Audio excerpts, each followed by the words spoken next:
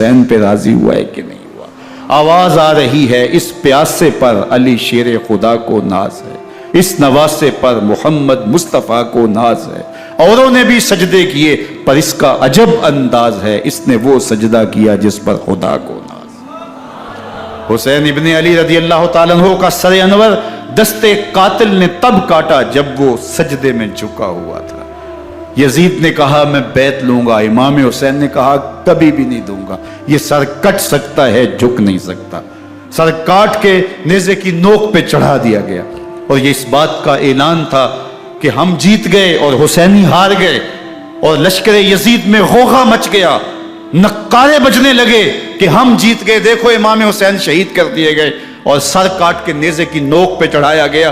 لیکن لشکر یزید سے ہی آواز آئی یہ کیسا سر ہے جو کٹ کے بھی سر بلندی ہے، کٹ گیا ہے پھر بھی اونچا ہے۔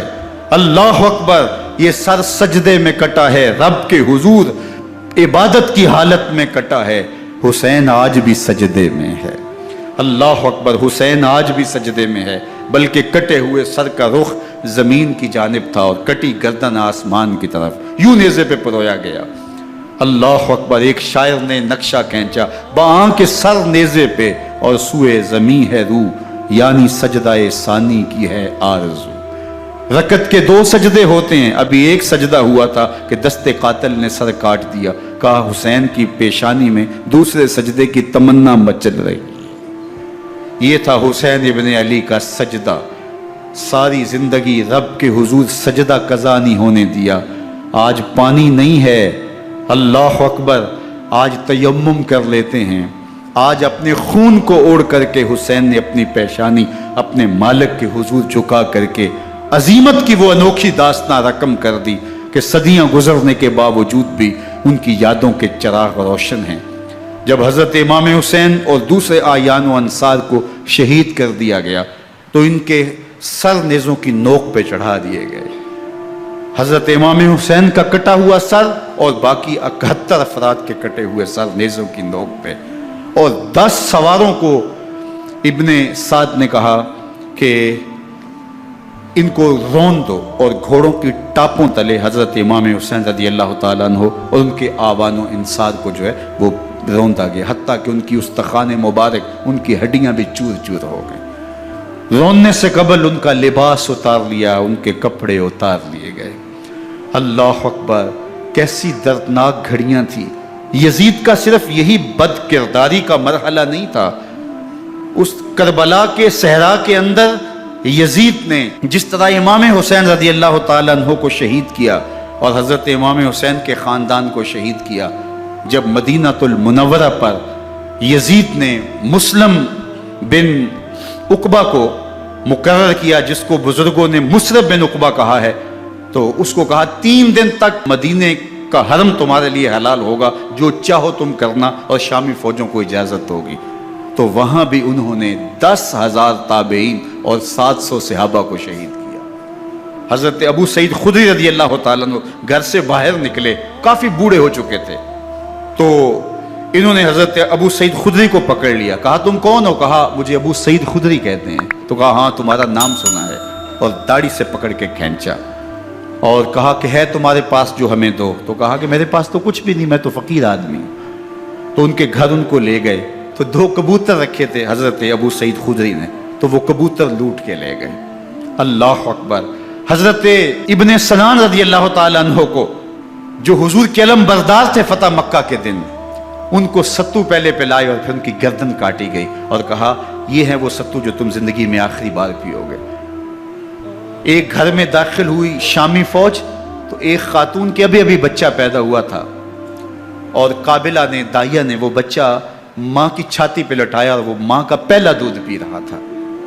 تو یہ جا کے کہنے لگے نکالو تمہارے پاس جو کچھ ہے۔ تو اس خاتون نے کہا تم جانتے ہو یہ بچہ کون ہے؟ تو انہوں نے کہا ہم نہیں جانتے۔ کہا یہ حضرت ابن ابی کبشہ انماری رضی اللہ تعالیٰ عنہ کا بچہ ہے، اور یہ وہ صحابی ہیں کہ جو بیت الشجرہ کے موقع پہ حضور کے ہاتھ پہ بیعت کرتے ہیں۔ انہوں نے اس چیز کا لحاظ نہ کیا کہ جو کچھ ہے وہ ہمیں دو، ورنہ تیرے بچے کو نہیں چھوڑیں گے۔ تو ماں بچے سے مخاطب ہو کے کہتی ہے، ابھی بچہ پیدا ہوا ہے اور ماں سے پہلا دودھ پی رہا ہے، کہ بیٹے اگر میرے پاس کچھ ہوتا وہ قیمتی سے قیمتی چیز بھی ہوتی تیری جان کے لیے قربان کرتی، لیکن اس وقت میرے پاس کچھ ہے نہیں۔ تو ایک شکی آگے بڑھا اور بچے کو ایک ٹانگ سے پکڑ کے کھینچ کے دیوار کے ساتھ پٹک کے مارا، جس سے دماغ کا بھیجا نکل گیا۔ کیا کیا زیادتیاں نہیں کی۔ 700 صحابہ حرہ کے واقعہ میں شہید کیے یزید نے، اور 10,000 تابعین شہید کیے۔ مسجد نبوی میں ممبر رسول کے ساتھ گھوڑے باندھے، اور وہ ممبر رسول اور مصلی رسول کے قریب لید کرتے رہے۔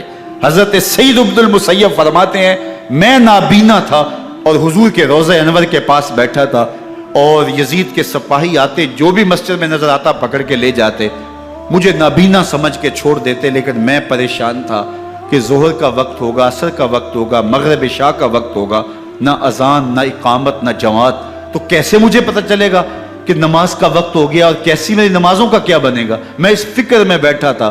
لم ازل اسمع الاذان والاقامت من قبر رسول اللہ صلی اللہ علیہ وآلہ وسلم۔ فرماتے ہیں جب بھی پھر نماز کا وقت آیا، گنبد خضرا سے اذان کی بھی آواز آئی، اقامت کی بھی آواز آئی۔ 3 دن تک مسجد نبوی کے اندر گھوڑے بندے رہے اور مدینہ کی حرمت پامال کی۔ مدینہ کے گھروں کے اندر یہ بدکماش داخل ہوئے، اور جو بدکاریاں انہوں نے کی کلیجہ منہ کو آتا ہے۔ 1002 شیزائیں ان بدکاروں کی بدکاریوں کی وجہ سے کنواری حالت کے اندر حاملہ ہوئی۔ 3 دن تک مدینے کا حرم انہوں نے پامال کیا، اور پھر مکہ المکرمہ میں کعبہ اللہ پر گولے برسائے اور کعبہ کا غلاف جل گیا۔ وہ تو یزید مر گیا، اور حضرت عبداللہ ابن زبیر رضی اللہ تعالیٰ عنہ نے اپنی خلافت کا اعلان کیا۔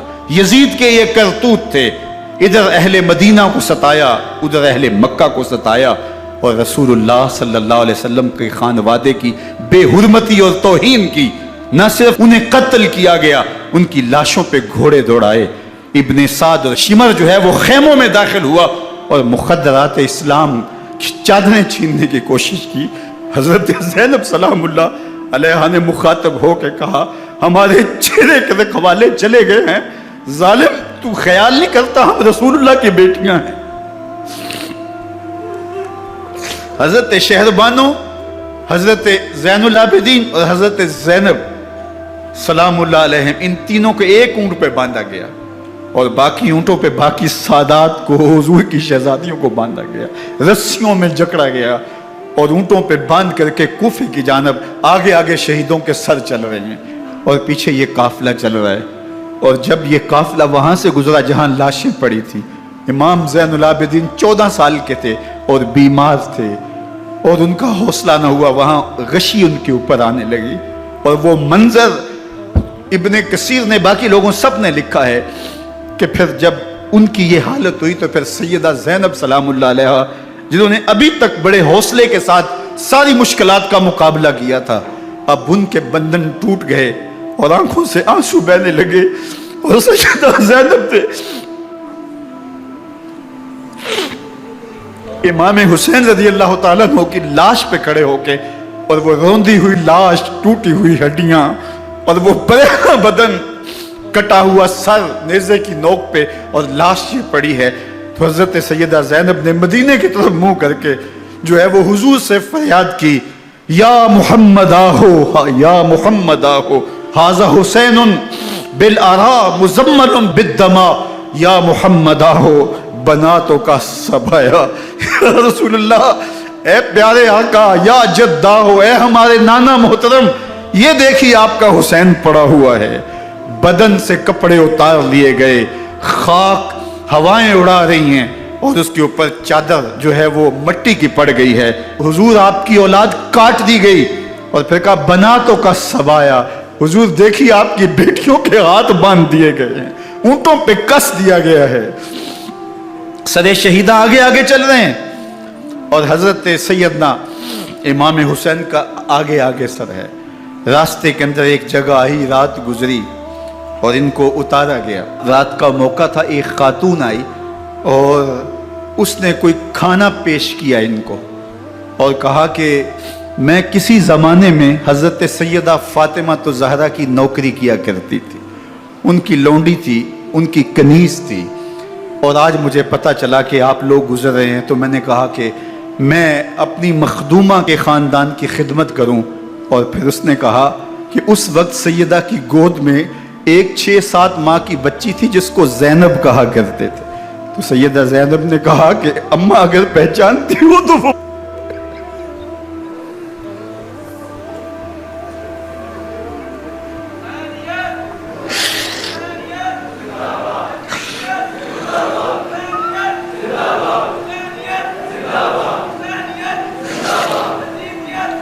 یہ تاراج اور لٹا ہوا کارواں پھر وہاں سے کوفے میں کیسے پہنچا. اور کوفے کے اندر سیدہ زینب سلام اللہ علیہا نے وہ یزید کے دربار میں، ابن زیاد کے دربار میں وہ جرأت آمیز جو باتیں کہیں. اللہ اکبر، زینب کی زبان میں علی کی خطابت بول رہی تھی. اور پھر دشمن اور دوست سارے رونے لگے. اور وہ کیا دل گداز منظر تھے. اور پھر یہ سروں کا قافلہ اور سادات کرام کا مشکیں کسی ہوئی ہیں اور اونٹوں پہ باندھے ہوئے، ان کو وہاں سے پھر قادسیہ اور قادسیہ سے پھر دمشق یزید کے دربار میں پہنچایا گیا. اور وہاں سے یہ لٹے ہوئے خانمہ برباد تاراج لوگ مدینہ المنورہ میں کیسے پہنچے اور اہل مدینہ نے کیسے استقبال کیا. اور وہ منظر کتنا دلگداز تھا جب اہل مدینہ زینب سے پوچھتے تھے زینب حسین کہاں ہے.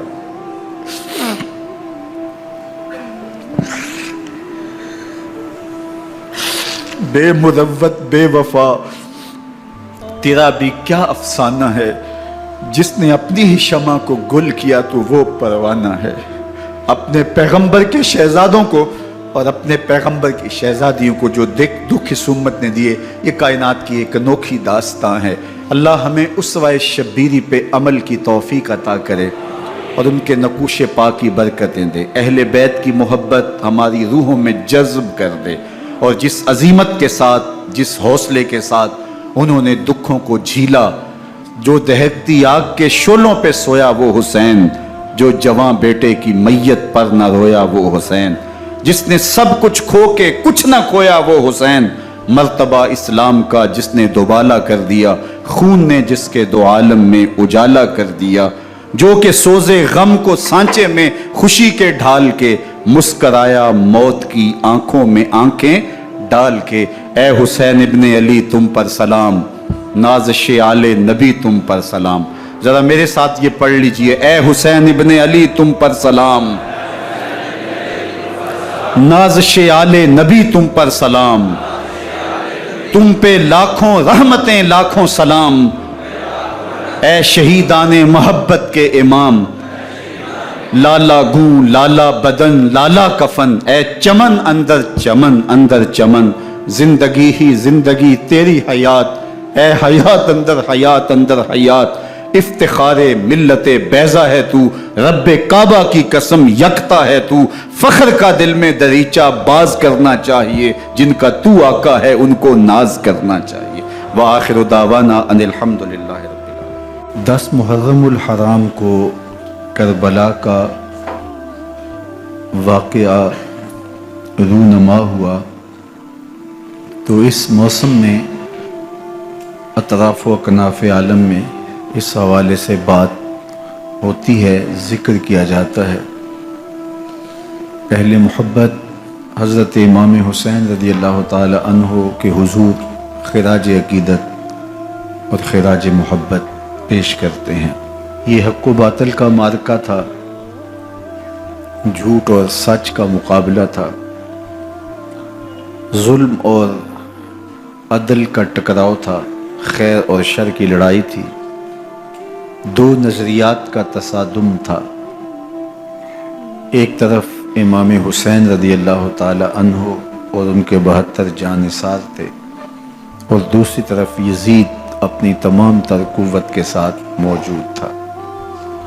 حضرت امام حسین رضی اللہ تعالی عنہ سے مسلسل آخری وقت تک بیعت کا اصرار رہا، اور آپ آخری سانس تک یزید کی بیعت سے انکار کرتے رہے.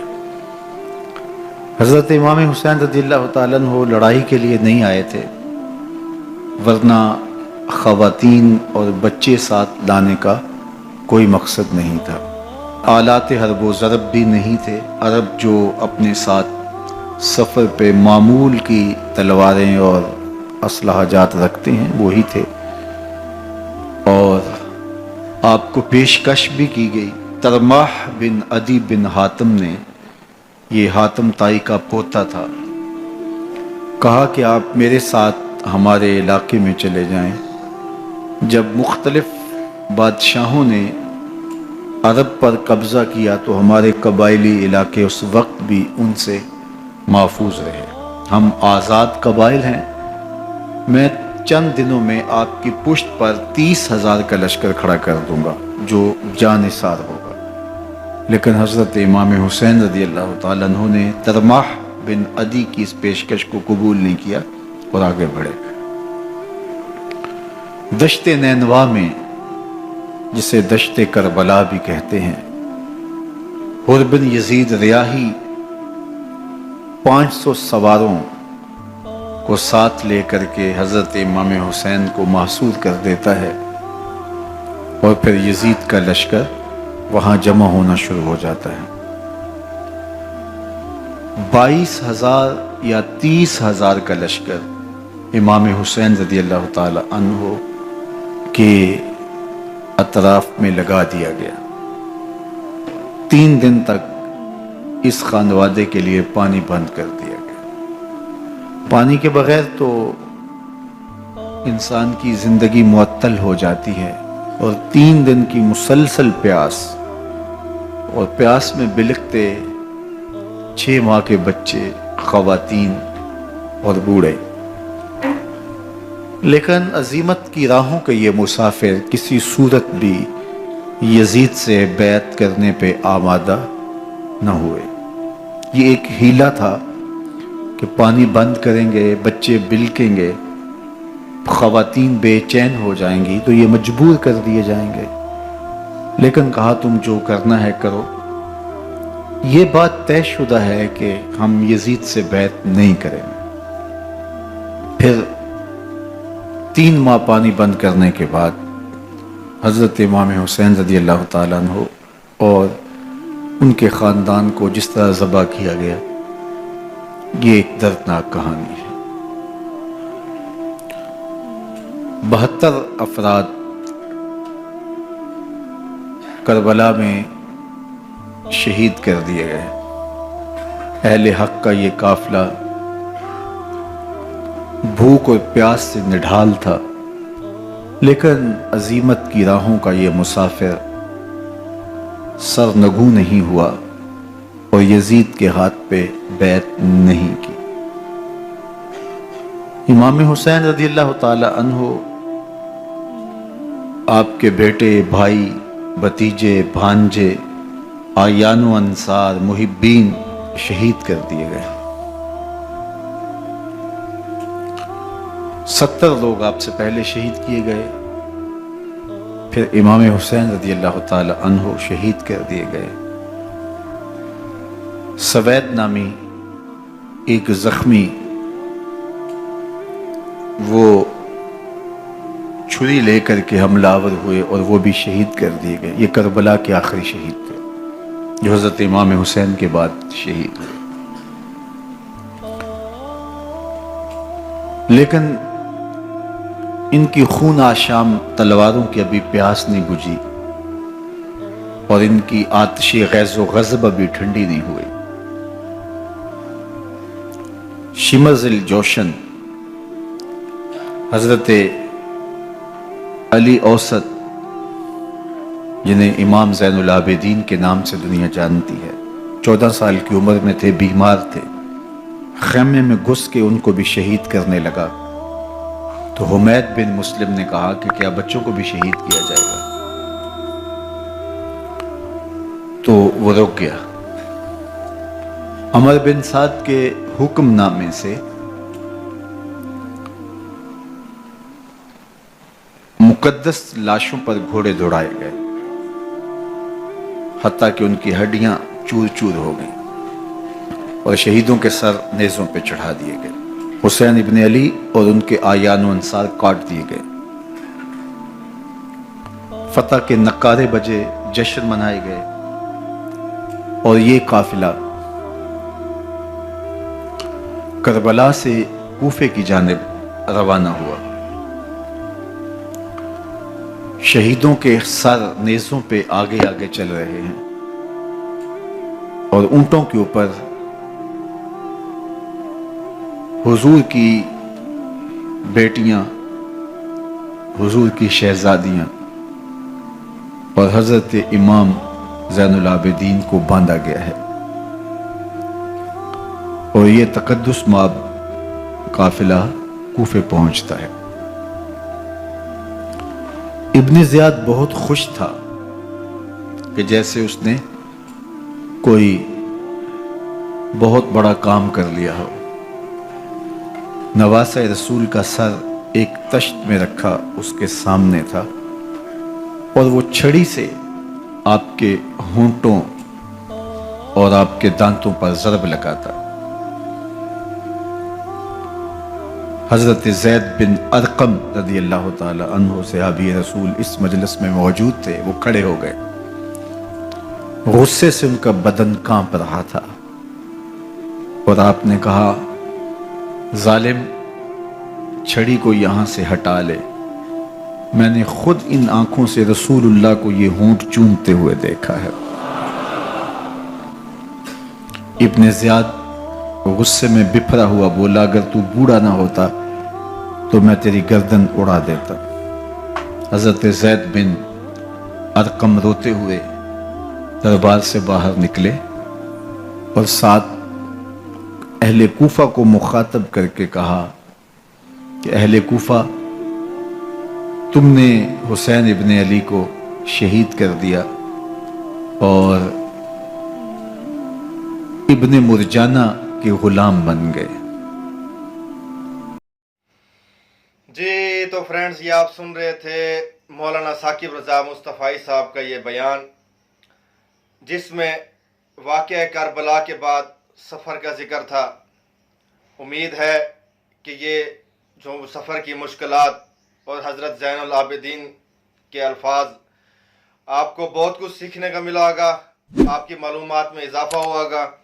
اگر آپ کو یہ ویڈیو پسند آئی ہے تو میرے چینل کو سبسکرائب کر لیجئے، اور ساتھ ہی بیل کے آئیکن کو ضرور کلک کیجئے گا، اور اسے دوستوں میں بھی شیئر کیجئے گا۔ بہت شکریہ۔